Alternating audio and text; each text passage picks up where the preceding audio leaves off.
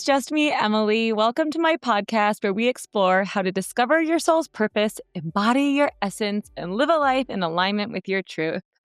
I am joined today by Penny Smith, aka Hospice Nurse Penny. I have been following you since the beginning, since my husband's death. And Penny is a hospice nurse turned TikTok influencer, turned author, turned all the things by really addressing the topic that no one wants to talk about, which is death.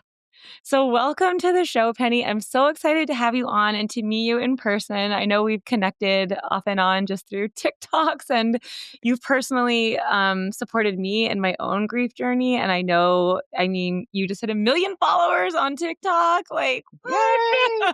Finally. So, really influencing so many people. So, welcome to the Thank show. you. Thanks for having me on. I'm happy to be here. Yeah. So Penny, I just read your book. It's amazing. And I You. was wondering if you can just tell people a little bit about your story and kind of how this all came to be, because it's actually not your first time you know. No. My 15 minutes of internet fame. Yes, exactly. Yeah. Been down that road before. Uh, yeah. So, well, as far as how I became a hospice nurse, I didn't go to nursing school until I was 40 years old. I had a really hard time finding my way in life. And earlier in my life, I did drugs. I ended up in jail. I had a problem with alcohol. I gave my son to his dad to raise. So I finally kind of started getting on the right track, turning my life around.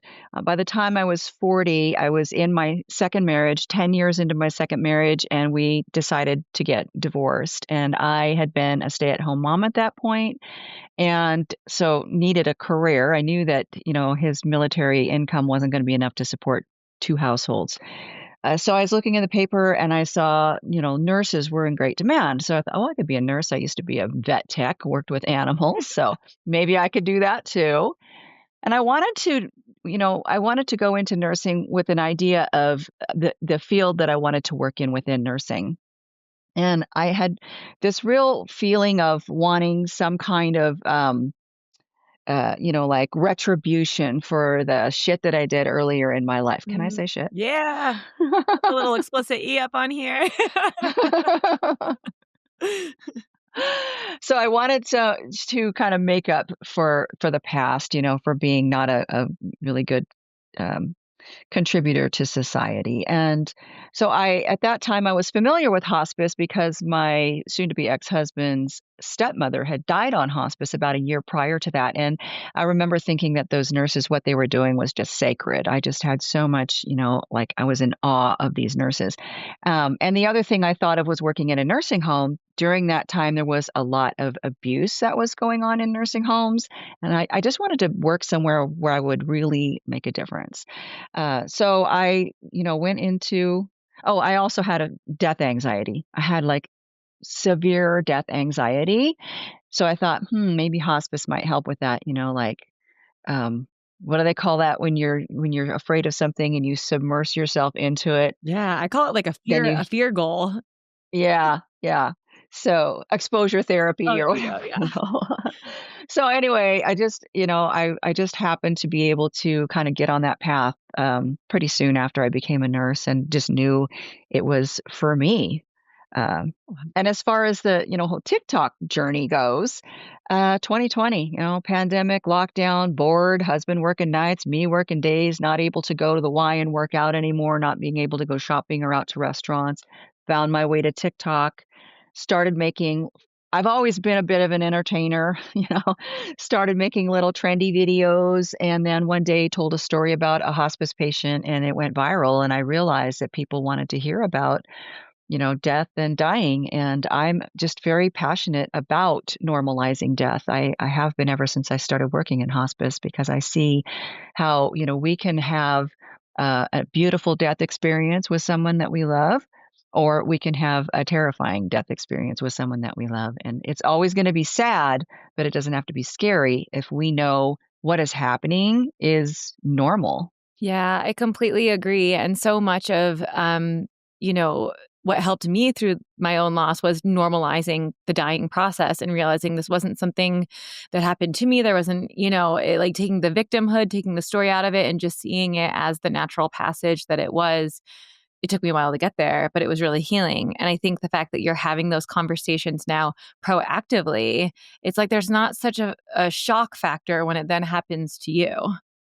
Right, absolutely. And I mean, I learned that through being a hospice nurse and being with people who were afraid of what they were seeing, and as soon as I said, "That's normal," Hmm. they were like, "Oh, that's normal? Yeah, it's normal. Oh, okay." Like, it's just a relief to know you're normal no matter what that is, whether it's around death or, around, any kind of, uh mental disorder that you have or a physical thing that happens to you as you get old, like, "Oh, that's normal. Oh, okay, then I don't feel like I'm just the weird one out here. Like, Totally. this is something that happens all the time." So, yeah, that was just really important. And like you say, to get ahead of that and know that ahead of time is is even better, although I've had people come to me and say later down the road after the fact that hearing it was normal after the fact still helped, but Totally. Yeah, absolutely. I mean, even in my grieving experience, like there was so much of that mental chatter around, is this normal? Should I be feeling this way? What's mm. wrong with me? And like, we're such meaning making machines. So to be able to get that validation, to reduce that inner voice, right? And just meet it with what it is such medicine. And so how do you see, cuz death is like you said, you had your own anxiety around death. And so why is it, do you think, that we have this social taboo around one of the most normal things that happens to us in life? We're all headed there, right?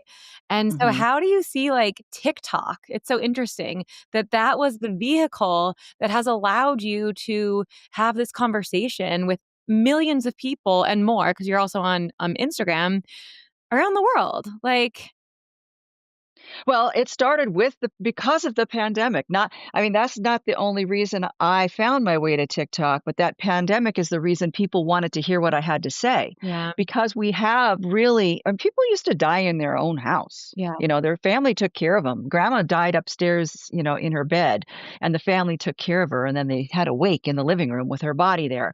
But then medical technology advanced, and we started putting people in hospitals and keeping them alive longer than they mhm, normally would have been kept alive, and kind of tucking away that death and dying process into the hospitals. yeah, And it became not only just taboo in our culture of like just regular people, but doctors being taught that death is a failure, right, because we have all these ways of keeping people alive now. So death is a failure. So them really not wanting to even acknowledge the normalcy of death, that is the end of the road for all of us. But then, this pandemic starts and people are dying everywhere. I mean, it's like on the news, there's refrigerator trucks parked on the street where they're putting the bodies. It's all over the place. And so they couldn't avoid it anymore. And right. so I think like learning about it more was, the next step for a lot of people. In some ways that was cathartic to kind of Yeah. learn more about this thing called death that's happening everywhere every day. You're totally right. I mean, it really was the perfect storm considering just COVID and the shutdown. Everyone's on their phones. People are dying in isolation, and people are probably looking for answers too. And you're out there, sharing your experience and your knowledge. And yeah, it just like blew up. Yeah, So I don't cool. think it would have had the same impact had it been any other time. I just Mhm. think, like you say, it was a perfect storm. It was a combination of Yeah, people not having anywhere to go or do anything and sitting at home on their scrolling their TikTok totally. and seeing the news with all the dying people. And yeah. And the same thing happened in the grief space, which was where I was kind of sharing my story, is just saying people were dying and then there was grief. And now we have to talk Mhm. about not just grief in the physical loss, but in the loss of what was happening to our normalcy. Like there was a collective death that we were all facing in terms of what it meant for our world. And so I also wanted to ask you, because in your book you talk about your sobriety journey. And one thing that I'm interested in here is both like how death, not just physical death, but metaphorical deaths, are not just like endings and tragic, but they're also portals to truth and to purpose and to like discovering our Mm. true selves. And so, would you be open to sharing a little bit about like what that journey was like for you and if there was grief involved and really shedding that identity attached to the party girl or Yeah, yeah. I always I kind of feel like I'm Madonna. I am constantly reinventing myself.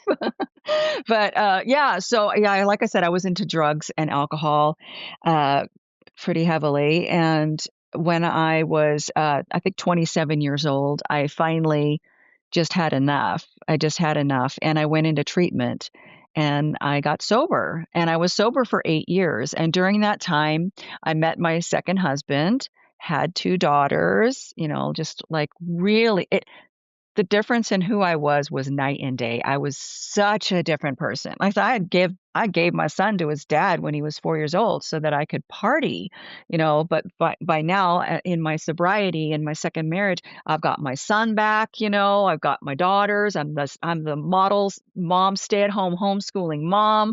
yeah. One of my daughters is a competitive ice skater. I work at the rink to help pay for that skating lessons. It's just like I'm just like the total housefrau, like, and so at one point, not at one point, at several points, my husband, who in the alcoholic biz, we call them normies, people who just drink normally, like they're not alcoholics, right? And so he would always say to me, I don't know how you call yourself an alcoholic when you don't drink. Mm. And so he was questioning me, and I was living in Okinawa, Japan, and I went to the swimming pool and I met an American woman there who was a drug and alcohol counselor. And she talked about, how when I got sober, it used to be abstain. That was the only thing you could do. And now they approached it differently. Like you can moderate. And then if the moderation doesn't work, then you go for abstinence. So I was like, really intrigued by this. And then I get home and I have this magazine that came in the mail and I don't remember what it was. I want to say it was maybe Time magazine. And the headline on the magazine was about how in Europe they have lower rates of alcoholism because of how they approach um, alcoholism with this model that this woman is talking about. And so I'm like, it Okay. must be a sign from the universe that I should start drinking again. So I thought about it a lot. I talked to a lot of people. And finally, at the end of the day, I was like, you know what? I'll drink a cocktail and I'll see how it goes. And it went fine for a long time. For many years, I could drink socially, but alcoholism is a progressive disease. And I divorced my husband and then married my third husband, who I'm still married to, who is an alcoholic, practicing alcoholic at the time. Mm-hmm. Um, and it was great. We partied a lot. It was fun. And it didn't seem to impact our lives that much. I had a job. I worked. It didn't affect my work at all. I never went back to doing any kind of drugs. That was just off the table for me. I was just like a weekend drinker. Yeah. But we would come to our cabin in the mountains and party. And during the pandemic, we had decided that we would do the shelter in place Mm-hmm. at our cabin. Mm-hmm. And it was just a free for all, drinking all the time. Mm-hmm. In our normal life, he worked nights, I worked days. We only drank on the weekends.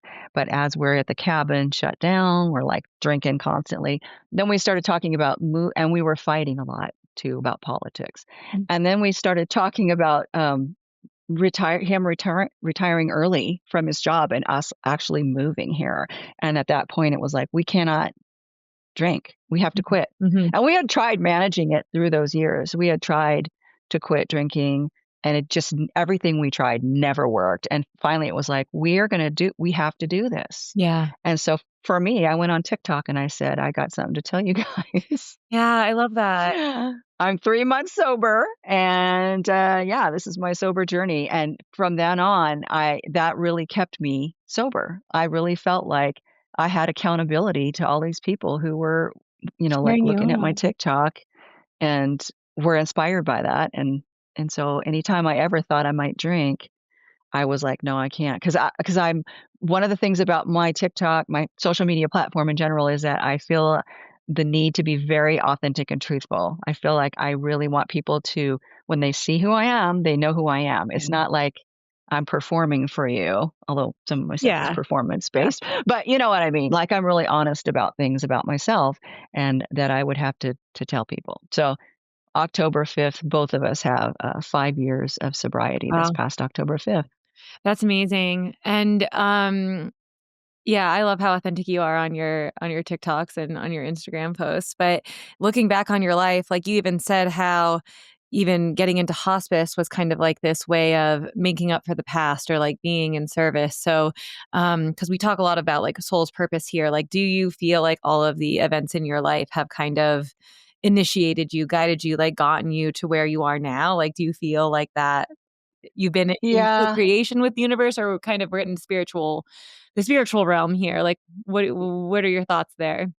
Yeah, I mean, I do not regret my past, you know, I'm not, like, excited that I was that person, but everything about that led me to where I need to be, and I do believe in a spiritual journey, and that was part of mine, and that's what I needed to do to be where I got. Mhm. I couldn't be who I am today if it wasn't for all the crap that I went through in the Yeah, past, you know, totally. like, that that that really did shape, uh my character and help me to have the kind of empathy and compassion and wherewithal to be dealing with dying people because it's not always just the most wonderful people who are dying that you're caring for. Some they come from all walks of life, and you know you can't go into hospice nursing with any kind of um, judgment. You know, we deal with people that are going through all kinds of things. And since I've been through all kinds of those things, you know, Yeah. it's easy for me to care for them really compassionately, you know,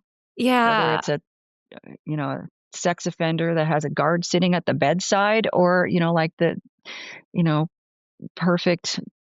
Perfect person in their beautiful mansion or somebody with a narcissistic personality disorder, you know, like we have to provide the same compassionate care for everybody at the end of their life.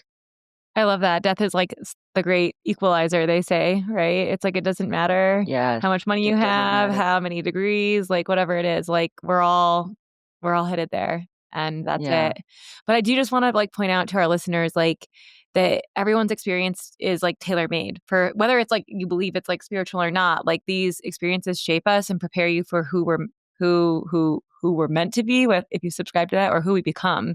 And Mhm. so I love that. So yes, when it comes to hospice care, like what would you say are some of the biggest misconceptions that people have about the work that you do?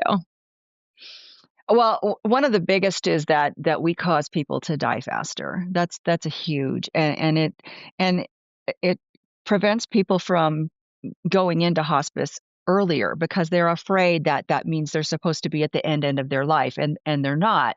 You know, the requirement for hospice in the US is a life expectancy of 6 months or less with a terminal disease.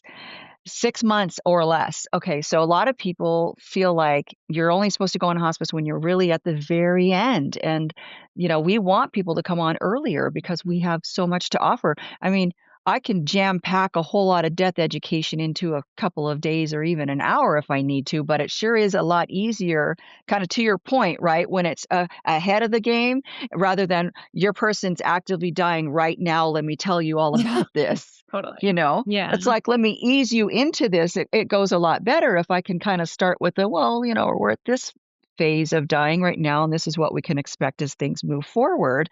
You know, that's it eases them into it. And so because people wait until that last minute, then we have these late referrals and they die right away. Mhm. And so then it's this vicious cycle of people thinking, well, my friend's husband just went into hospice and he died 3 days later.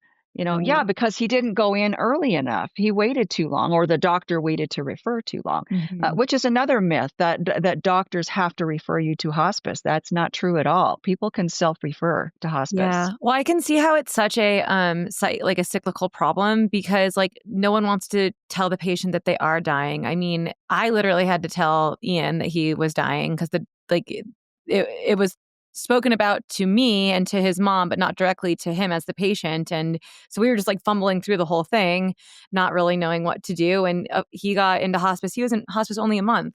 And you're right. Like, because I want to get into like what makes a good death. And I feel like Ian didn't even have a chance to really accept the fact that he was dying because it all just happened so quickly. Right, right, right, right. That is, yeah, we definitely want to talk about that, uh, because that is a huge part of making a good death is acceptance. Hmm. Being able to have closure and conversations at the end of life is so, so important. And you can't get there if you won't talk about it. And I've had patients that came on hospice that did not know that they were dying. They were referred to hospice, like the one woman I talk about in my book, 28-year-old who was told that she had a year left to live and then sent to hospice. It's like, you don't even qualify if you have a Right. year left to live. You have to have 6 months or less. So it was shocking to her when I told her that, and I was like, "What? The doctor didn't tell her?" Yeah. Like, "Oh my god." And the truth is that hospice can actually extend life. Okay. People can actually live longer on hospice. There have been a couple of studies that prove that people who go on hospice can actually live longer and for sure will have better quality of life. Yeah. So another one is morphine Yeah. causes people to Yeah. die. Thanks for Yeah, bringing it back there. morphine. I was like, wait, I jumped around. Yeah, yeah. No, morphine does not cause people to die. It doesn't it does not and so many times I'll hear, "Well, I wish somebody would have told me once the morphine started that they would be unresponsive and then they would die." Well, people become unresponsive not because of the morphine. Morphine is sedating. It can sedate, Mhm. but that's a side effect people will adjust to over time. If they're not adjusting to that dose, then it means that they're dying because sleeping is also a side effect to dying. Mhm. So that's part of the dying process. We don't like, we don't start people on massive doses of morphine, and that's something that I'm always trying to hammer home to people. We start people at, like, 5 milligrams of morphine. It's Mhm. literally less potent than a Percocet. People have no problem with Percocet, hand them over, but Percocet is actually stronger than the starting dose of morphine for somebody who's opioid naive. If somebody's used to being on opioids, of course, we're going to start, doses according to Yeah. what they've been on, Mhm. that are appropriate. But when we're talking about somebody who has never been on an opioid, we start them really little. It's tiny, tiny little amount, Yeah. So, but again, they're usually starting morphine close to the end of life because that's when symptoms exacerbate. Mhm. That's when we start seeing more symptoms that need to be managed. So we start the morphine, they're close to the end, they start to become, less responsive. Is it the morphine sedating? Maybe. If it is, they'll wake up if we stop the morphine, Yeah. or as they adjust to it. Or is it that they're dying? And that's usually the case. Yeah. I mean, what's coming through for me is like there's just so much around this like wanting to hang on and wanting to fix it, want to control something that's wildly out of our control, right? Even when it's like they're in hospice and you've heard they're dying, it's like there's this sliver of hope and just like how in denial we are of like Oh, the fact that they're going to die. oh my gosh, that just reminds me of, oh my gosh. So recently there was a very, very young woman. She was in her 20s on TikTok. She was dying. Oh, sad. She looked awful and it was obvious that she was dying. And she definitely was talking like she was going to go to hospice. I haven't made the video about this yet. I've thought about it, stitching her video, but it's so sensitive Hmm. because there wasn't much they could do, and until they could find another treatment for her, they were gonna put her on hospice. It was obvious that she didn't realize that she was dying, and people in the comment section were like, "Find another doctor, I'll pray for you. Don't give up hope. Keep fighting." She died the next day, Yeah. and I was like, "Oh." And I wanted to say, like, those kind of comments are so unhelpful. Mhm. They're so unhelpful. That did not help her No. to find closure and to find acceptance, Yeah. And thankfully, she didn't suffer from terminal agitation, which is something that often happens when people, can't accept their impending death. They get terminally agitated. And thankfully for her, she just died really fast. But I was just like, oh my gosh. I Yeah. couldn't even believe where she was at with that. And I see that a lot on TikTok where people are like not even aware that they're dying. Well, it's my greatest regret, and I think you helped me on a TikTok that I had made a while back. It was that Ian didn't get to a place of acceptance, and it's because I wasn't prepared, right? Like, I remember times where he would break, and you talk about this in your book, where you say, like, death is the elephant in the room for the dying patient. Like, no one wants to acknowledge that you're dying. It just feels like so vulnerable, and like no one wants to like meet their own mortality, and we can go into that too, but I just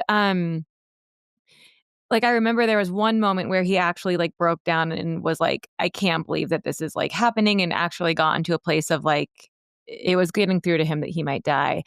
And my knee-jerk response was just, "It's okay, Ian. It's gonna be alright. We're gonna fix it. Like, we're gonna try this other treatment," Mm, right?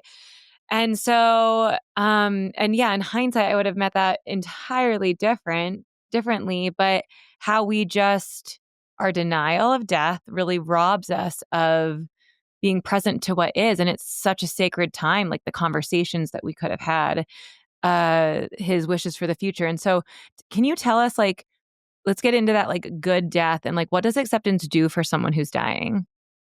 yeah. So, yeah, and I just wanna say hindsight is a beautiful thing and a terrible thing at the same time, right? Live Like, and learn. so many people are gonna have that knee jerk, "We wanna fix it." Mhm. Like shutting and it's our own discomfort with that too. Like we're uncomfortable also acknowledging Yeah. their death. So there's this unspoken thing that happens between the dying person and the family. They don't want to bring it up because they don't want to bum out their family who's going to be bummed out anyway. And the family doesn't want to bring it up because they're afraid they're going to make that person die faster somehow by talking about it. Right?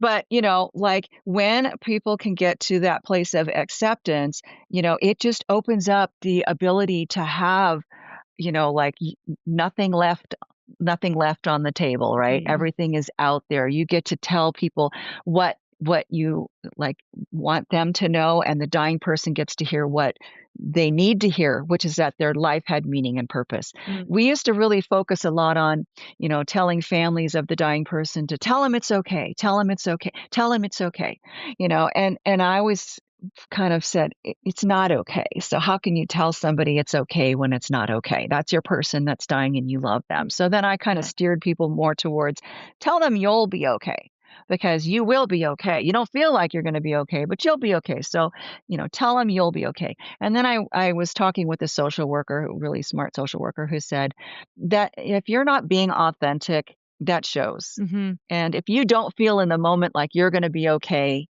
they can pick up on that. But what people really want, Okay. yeah.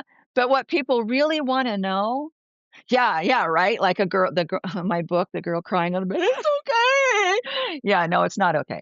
Um, yeah. So what people really want to know at the end of life is that their life had meaning and purpose. Yeah. That's like the fundamental thing. There's like five things that somebody wrote about that people really want to know, but the one that really hits home, I think, the most is that their life had meaning and purpose.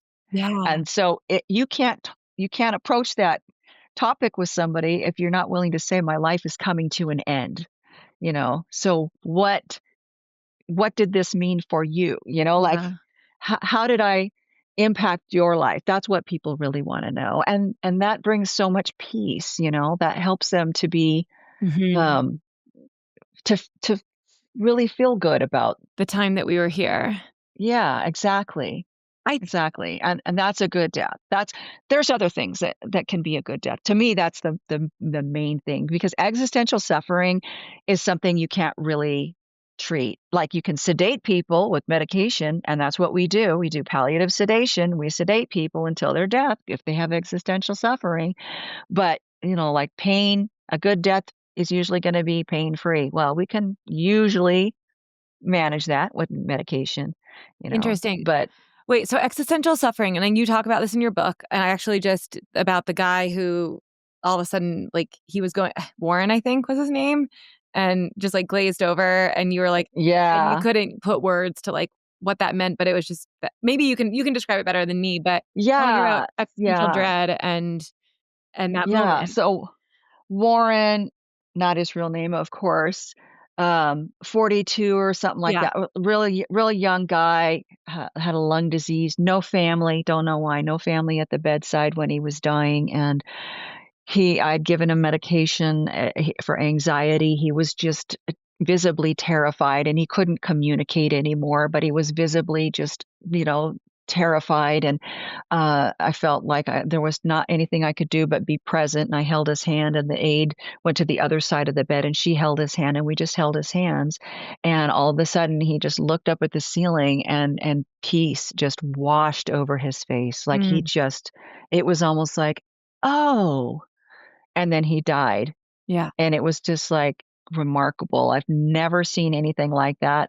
That was the only time I ever saw anything like that. Mm, And it was so impactful to me. It was yeah. almost like at the very end, there's always peace for people when they die. Oh, I love that. But sometimes, when we have prolonged terminal agitation, like I would say what he had was terminal agitation there at the very end, but it only lasted a moment.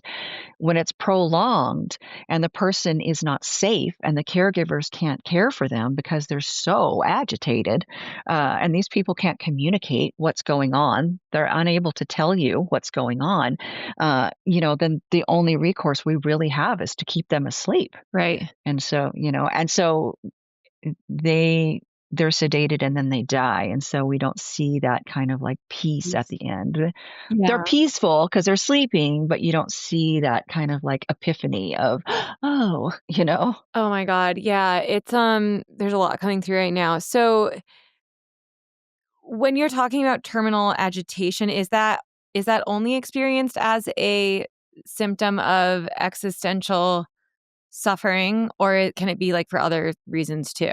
Like physical So complications Oh, and so stuff? yeah, so people can be agitated for a number of reasons, but so what we do when we suspect it's terminal agitation, Oh, is we assess the 3 Ps: pee, pain, and poop.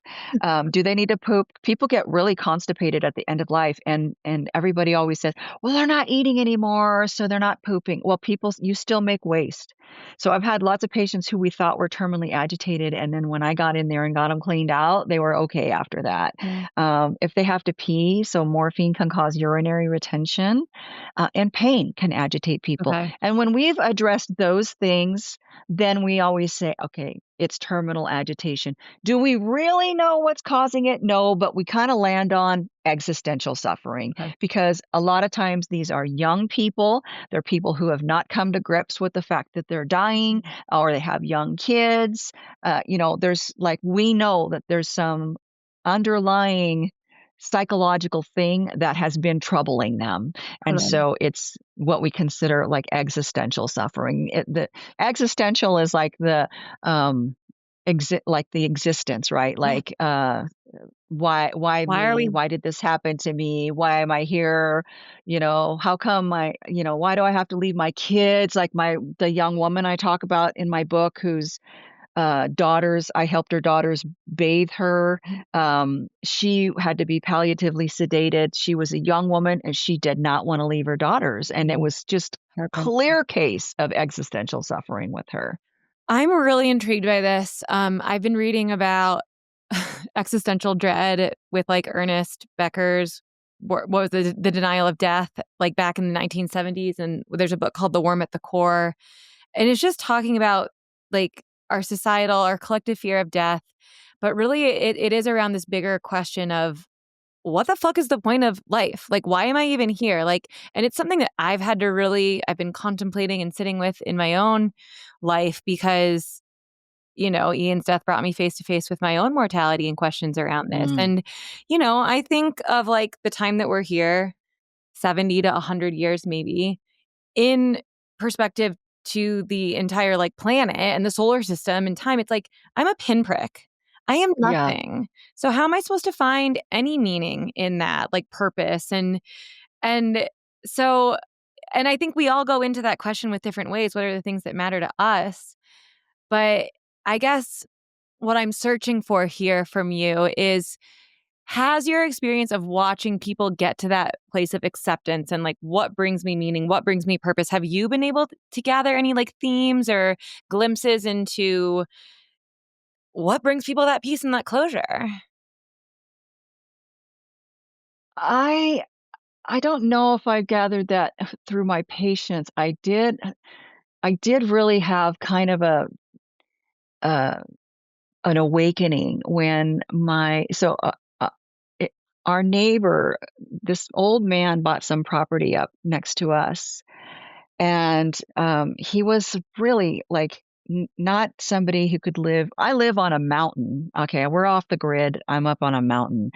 It's 2 feet of snow in the winter. This is a really rough lifestyle. And this guy, he's in his, I think, early 70s, and he's got a heart condition and he can't walk. He's got a back issue. And his wife had died a few years prior to him buying this property. And he started moving all this stuff up here and told my husband that he always wanted to live up here. That was his dream, was to live up here. And he brought this big trailer up here. And it was pretty junky. So we were just like, why do you have to bring all this stuff up here, you know? But he's like moving all this crap up here that obviously means something to him, because just getting it up here was not easy, right? Yeah. And then he died. And before he ever got to live here.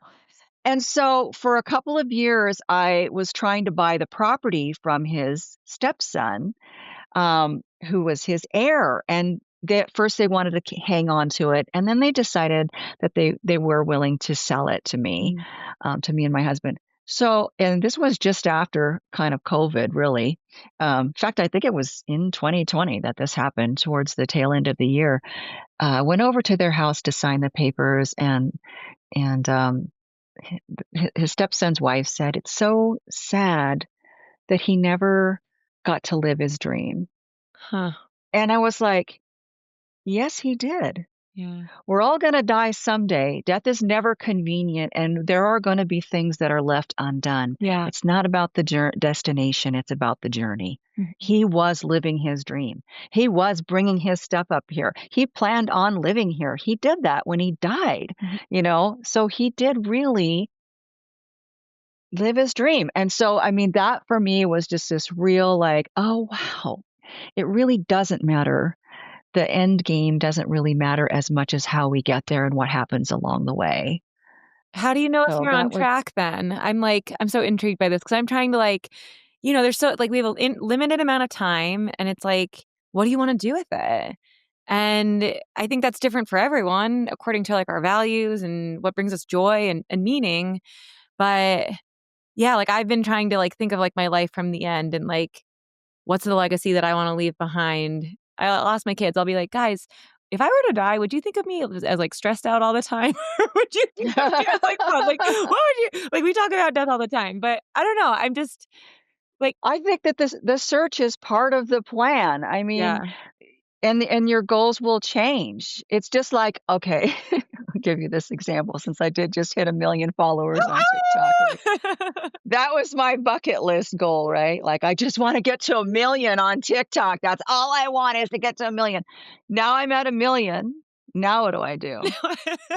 So true. I have to change the goalpost. I mean, I think we're always like reinventing ourselves. We're changing the goalpost. We do what feels right at the time, and then we find something new that feels right at the time, I think you can't always look at the whole, like, what's the final stopping point? Yeah. It's like there's this whole thing in between that's called life. Barbara Carnes is an RN, like she's the original hospice RN, and she's written a ton of books. She wrote a book you've probably heard of. It's called Gone from My Sight. It's a little blue hospice handout book that most people get when they go on hospice. And she says, there's no such thing as dying. You're born and then you die, and everything in between is life. It's Mhm. all living. So everything that you do is part of, like cumulatively part of the end game. So Yeah. I think you just keep searching until it feels right, and you just reinvent, reinvent, reinvent. So it's so wild to think about. How has being so close to death impacted your life for better or for worse? Well, I mean, I'm not gonna lie, I still get pissed off if there's a spoon in the drawer and I can't get it open, but I don't sweat the small stuff as much as I used to, you know? Like, it does help you really have perspective around things, you know, when you've cared for people that are younger than you or your age. It really helps you to feel like, you're so blessed to be able to have a life and that it's fragile and that you should really appreciate every moment that you possibly can. And for me, that part of that was, moving to this cabin and living here. This was a dream to live up here and retiring kind of early. I got to retire, at 62. And I guess that's not that early, but kind of, Yeah, yeah. but you know what I mean? Like finding a way to be able to travel. Like, my sister and brother and I like to cruise. And in 2017, we decided to go on an Alaskan cruise, the cruise of a lifetime. We said, this is going to be the cruise of a lifetime. We're going to get the top of the line suite. We're going to go on this cruise. It's going to be amazing. It's a one-time thing. And we went once and it was like, I'm not gonna just do that once in my life. I'm gonna keep doing that as much as I can. Now I've been to 6 cruises to Alaska. Yeah. It's like really embracing life as much as possible. Yeah, so feeling more grateful for what you have, like being present, recognizing that yeah, I mean, I remember the same thing with Ian. I was like, as awful as it was to see him die, once you watch someone literally fight so hard to be here, it makes you appreciate the fact that you don't have to fight every day, that it is given to you and that it is a privilege. And I find, and you spoke to this in your book too, about how your not existential dread, the death anxiety kind of like went away when Mhm. you met death, but then it came back as you distance yourself from it at some time. I found the same with, I was kind of distancing myself from the grief and loss space and death because I was like, I'm done. Blah, blah. But I started feeling kind of like apathetic and taking things for granted again. And I don't know if there's a parallel there, but if you wanted to share a little bit of your. I think that's normal. I really do think that's normal.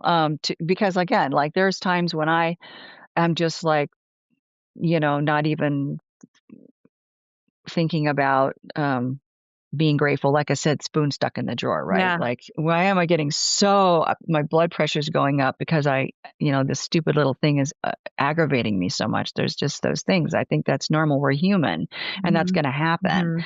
Hmm. But definitely, like, um, feeling disconnected from that space was something for me that was like, oh, um, that anxiety is creeping up again because I don't feel so connected to death. But then in talking about it on social media, was able to get that back. And I think that's what's important. And that's like what you're doing is important. Hmm. Like you're still on this journey of talking to people about grief, which to me, that's equally as important, Hmm. as talking about death, and they are wrapped up together, Hmm. they really are so connected, and there's so many things about grief that we don't understand that we need to normalize for people, things that I, like, didn't know about even 5 years into my hospice career, had never experienced the kind of grief I did when my dad died, you Hmm. know? Hmm. So I think it's just a matter of, we're human. We're gonna go off the path. We're gonna stray away, but we have to always come back to it. We just have to always try to find our way back to it. Yeah, absolutely. And I think there's a lesson for our listeners here in the facing of it. It releases its control over you, right? Like as when Mhm. we push something into the shadows, it just we our mind then fills in the gap and makes it worse. And it's by facing it head on that we release its power over us. And Absolutely. That's where the feel your feels thing comes in, Mhm. right? Like if you're grieving, what's the best way to manage your grief is to feel your feels. There's like all kinds of analogies about grief being, how heavy grief can be. And if you don't work through it, if you don't go through it, then you have to keep going over it. And I don't remember all of that. There's a lot of them out there. But basically, it's if you put it off, it's just going to grow bigger and bigger and bigger. You can't Yeah. avoid it. Yeah. And same thing with your fear around death. If you avoid talking about it, it gets bigger and bigger. It has more control over you. Like I like to say, if you can get to a place of acceptance. So I used to think, for me, I thought that my death anxiety was relieved by developing a belief in an afterlife from seeing people who were deathbed visioning, because I had no religious upbringing and I didn't and don't believe in heaven or hell. And so I had no concept of afterlife. So seeing people deathbed visioning made me feel like, oh, there is something after this. And that was so, that just really made me feel so Hmm. much better. But then when I kind of came away from the field and was doing other work in hospice that didn't involve direct patient care, that's when the death anxiety started creeping up for me Hmm. and feeling like, oh, I'm not connected to this anymore. But then started really leaning into talking about it on social media and felt again like the anxiety went away. And that's when I realized it's really about acceptance. Because when you can accept that you're going to die, you can just be like, yep, that's going to happen. I can't control it. I'm not going to think about it. I'm just going to live my life and not worry about it. And that's how, the death anxiety can be resolved. And Yes. it takes practice. I mean, the more you do that, the more, the better you get at it. There might be times when it creeps up in you and you're like, oh, like, especially if you're OCD like I do and you start worrying your husband's home late, maybe he got killed on the way home, then it's like, no, I'm not going to go there. I'm not going to go there. Yeah, it's funny how we have this idea that, like, by facing it, it's going to make it happen or it's gonna make it worse when it is in the acceptance of that we just allow for Yeah. life to unfold and, yeah, knowing what you can control and knowing what you can't. Um, Yes, yes, and exactly the same for grief. I mean, it it's really the same for it grief, accepting this is what it is. I'm sad because my person died. right. I'm mad because my person died. I don't feel like taking a shower today because my person died, and that's okay because tomorrow you can take a shower, It's so you funny how know? we just argue with what's real. Mhm, I know, yeah. Isn't that weird? Like, and is that like I mean, I do, with death, I feel like it is culture. And, it probably is with grief too, because no, it always comes back to, I think, in my mind, other people's discomfort with what you're going through that makes it so hard, Totally. because they don't want to acknowledge your grief, because if you're sad, then they feel like they have to fix that. And that happens all the time. You wouldn't believe how many times I get tagged in videos of somebody that's crying because they just found out that they're dying. Penny, hospice nurse Penny, fix this. Can you help them? It's like, no, I can't help them. They're grieving their death. But, before it even happens, of course they're going to be sad. That's normal. Let them go through that. But when we shut people down, then they're not able to process that, Yeah. and that all goes back to the good death thing too. Like Yeah. when we tell people, oh, don't say that, it's fine. People want to immediately, when somebody says, I'm dying, instead of saying to them, why do you say that? Like giving them an opportunity to talk about it. Like, Mhm. what makes you say that? Yeah. Or do you think that you are dying? How do you feel about that? How do you Right. feel about that? Like that, there you go. Um, and I just made this video about somebody saying that she likes to say that she's sorry that their person passed away, because, she feels like it's gentler. And I'm like, "Eh, death is what it is. You can call it anything you want, but really it is what it is. And if you can say to somebody, I'm sorry that your husband died, it lets them know that you're okay talking about it. Yeah. Like, you're gonna go there with them. They don't have to be, like, trying to hide it from you. And to me, when people say passed away, I always feel like that's just passing over it. It's just like, Yeah. "Yeah, Yeah. sorry he passed away. See you later." When you can really use the terminology, it is what it is. It is what it It is. it it it lets people know, like, I'm good with this. I can talk with you. And people wanna talk about it. It's really normal for people to want to talk about it. And whenever I had a hospice patient that died, I would call the family and I'd say, "How did it go?" And so many times they would be like, "Oh, it was just like what you said. They did this, they did that." I've heard some amazing stories from people having a great experience with their person, dying, being able to tell me all about that, Yeah. and it's just like my guy, the Chinese guy whose wife had to tell me all about it and told me about how he kept saying, "I'm gonna die today," and she kept saying, "What makes you say that?" And he's like, "I'm gonna die. Call my nurse." And she talked about how he could see his parents and Yeah. like they weren't, of course, there. They were dead too, but it just people they like to process. It helps to process. I mean, we have to, right? Like, it's like the acceptance part and what makes my life meaningful. And I think the idea of an afterlife, like whether like I mean, I believe in an afterlife and that helps me so much. Like knowing that my spirit, my soul will go somewhere and who knows, right? But like my thought is no one knows the answers. You don't know until you No, die, no one right? So knows. I That's get to right. choose what belief is going to support me. Exactly. Yeah, exactly. And it doesn't even matter if you're right or wrong, Yeah. right? Because in the end, it is what it is. It is what it is, you're It's just like gone. that. You're here or you're not. And that's what you're not going to know because you won't be here. Just like my husband used to say, "You're not going to know because you won't be here." I'd be Yeah. like, "That's so unhelpful to me." Oh my gosh. But now I get it. Now I've come full circle, and I'm like, he's right. It doesn't matter because it's like somebody said one time. It's like you don't remember where you came from when you're born, right? Right. Yeah. That doesn't seem to bother us, Yeah. like, So I just was here one day, and then, it doesn't bother me that I don't know where I came from before this. it's such a mystery. It's like it's wild. It makes me like I feel like engaging with death has opened me up to a whole new way of thinking about life because on the opposite side of death is life and just like the world and what existence and it's just enhanced it's made my life richer in a way that I never thought Yeah, possible. And, yeah, another thing that I've done is I talk about death with my kids and if I would die, what would happen, how I'd communicate with them from the spirit world. And like, it's just, I love what you're doing because it's going to happen to all of us. And it's just preparing people, giving them the time. Like, it's like, start thinking about this now. I mean, I don't know. What are your we're like, wait, I can't hold you for too much longer, but, yeah, I guess what would be just any advice that you would give to all of us on this journey called life and knowing that it's going to end and that you're going to lose loved ones and that this is as much a part yeah. of our experience. Death is as much a part of our experience as life itself.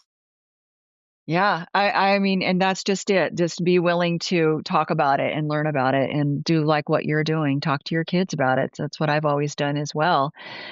Just acknowledge it. Acknowledge that it's going to happen, be on the front end of it. And Mhm. so, and no, it's going to be sad. Of course, it's going to be sad, but you will experience death in your life, your own and people that you love. And you'll experience grief too, Mhm.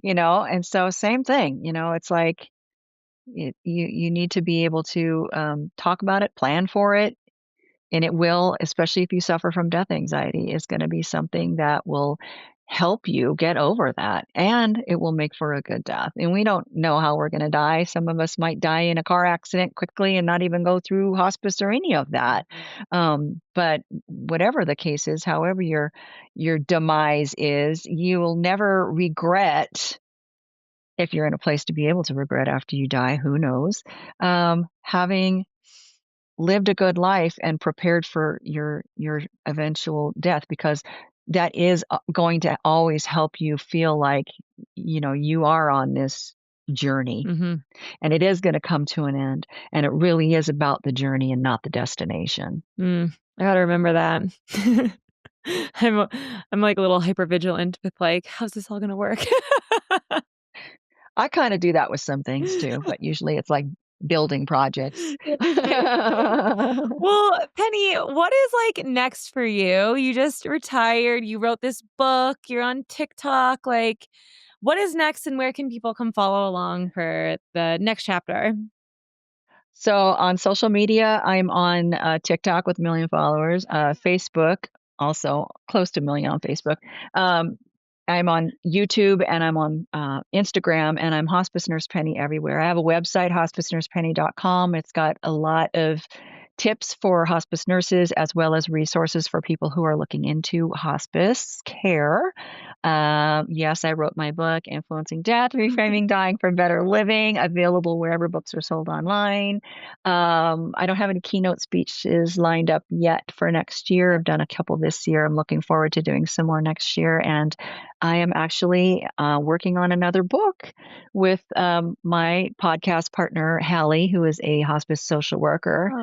And she and I are writing kind of a um, it's a little bit of a, I wouldn't say tongue in cheek, but it's kind of a more humorous look at death, but also packed with like real actual information. So we're just getting started on that. So That's so exciting. I love it. I follow her as well, and I think the humor can just, yeah, again, just changing the way that we relate to these really like hard taboo subjects is huge.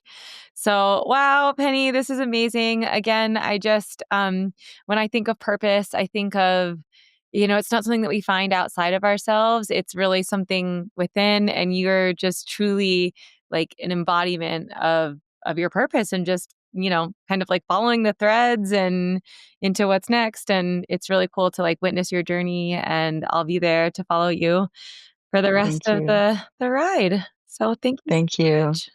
Thanks for having me on, Emily. Thank you so much for listening in to It's Just Me, Emily. I hope that you enjoyed the show. If you did, it would be a great honor if you could subscribe and then leave a review. And if you do so, I will send you a beautiful hardback copy of my book, Love and Grief, to the first 20 people who subscribe and leave a review. When you do that, it just helps my podcast get boosted, and more people will be able to come in and view the show. Thank you guys so much for tuning in, and I hope to see you in another episode.